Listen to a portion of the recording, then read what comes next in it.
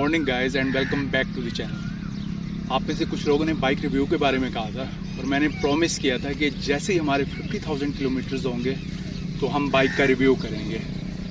तो हमारे 50,000 kilometres complete हो चुके हैं, बल्कि अब तो 50,000 किलोमीटर भी क्रॉस कर चुके हैं। तो अब हम इस बाइक का एक डिटेल्ड रिव्यू कर सकते हैं। मैं कोशिश करूँगा कि हर एक चीज़ कवर करूँ। फ्यूल एवरेज क्या है इसकी, पार्ट्स अवेलेबिलिटी के बारे में, और टूरिंग के लिए ये बाइक कैसी है। सबसे पहले तो आप ये बाइक देखिए कि 50,000 किलोमीटर्स के बाद भी इस बाइक की कंडीशन कैसी है।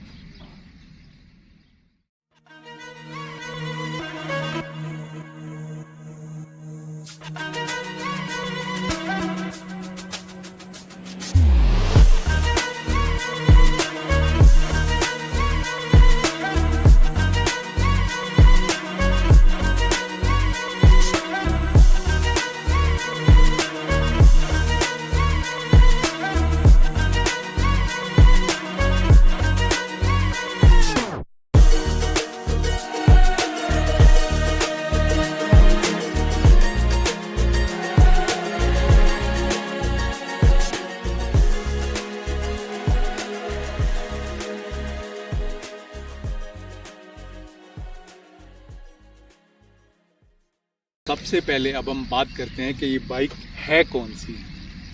तो ये है रोड प्रिंस की वीगो 150। ये बाइक मैंने 2019 आई थिंक सितंबर में ली थी और इस साल सितंबर में पूरे 4 साल कंप्लीट हो जाएंगे। मैं जब भी बाइक बाय करता हूँ तो सबसे पहली चीज़ जो मैं बाइक में देखता हूँ कि बाइक दिखने में कैसी है। इससे पहले मेरे पास जो बाइक थी वो थी YBR 125, और उस टाइम जब मैंने इस बाइक को देखा था तो इस बाइक पर फौर ही मेरा दिल आ गया था।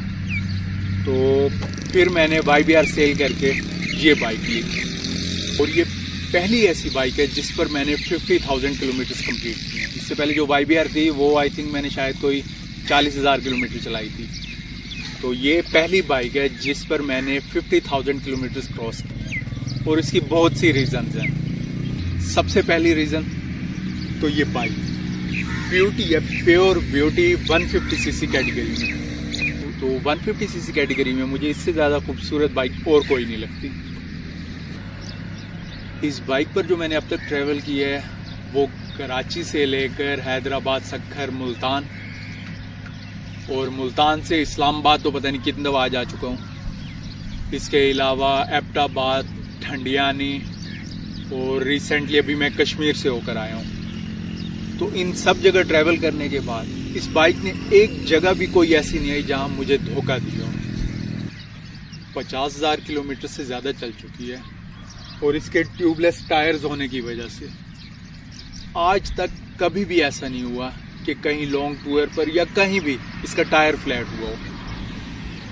तो ये सबसे इम्पोर्टेंट चीज़ है ट्रैवलिंग के लिए। जब मेरे पास YBR थी तो उस पर यही टेंशन होती थी कि कहीं पर बाइक पंक्चर ना हो जाए, लेकिन इसमें ये चीज़ बिल्कुल नहीं है। मतलब 50,000 किलोमीटर में किसी एक जगह पर भी इसका टायर फ्लैट नहीं हुआ। दूसरी, इसका फ्यूल टैंक 18 लीटर का फ्यूल टैंक है, और इसमें हम ऐसा समझ लें कोई 550 से 600 किलोमीटर तक एक फुल टैंक में कर सकते हैं। और तीसरी चीज़ जो कि ट्रैवलिंग के लिए बेस्ट है वो है इसका इंजन।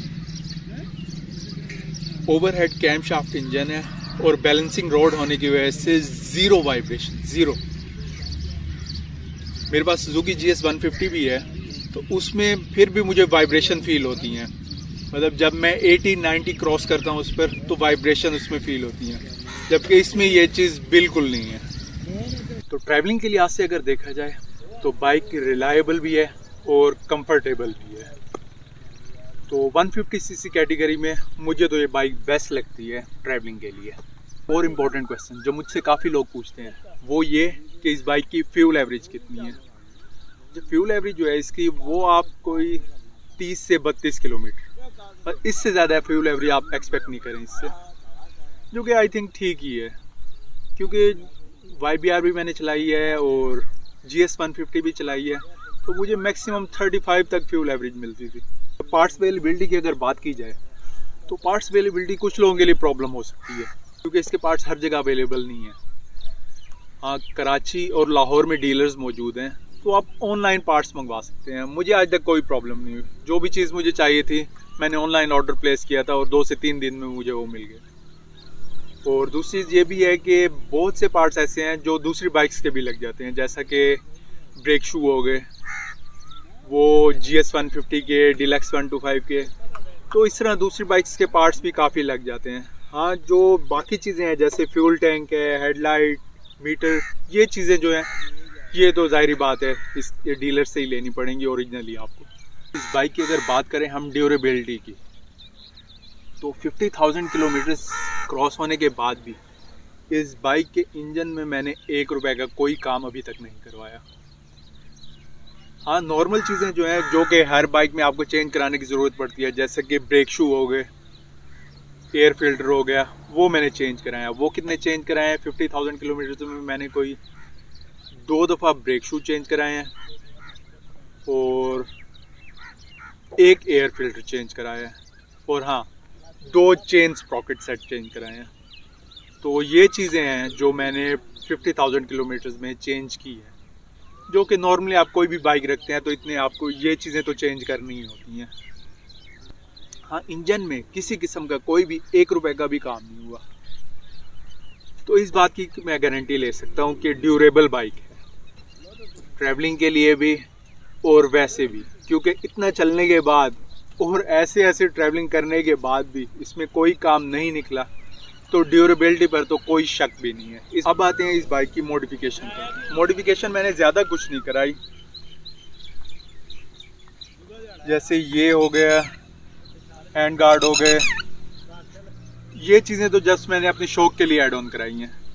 हाँ, एक हैंडल बार इसका ऐसी चीज़ है जो कि चेंज कराना ज़रूरी था, जैसा कि मैं ट्रैवलिंग करता हूँ। इसके ओरिजिनल हैंडल की मैं पिक्चर अटैच कर दूंगा।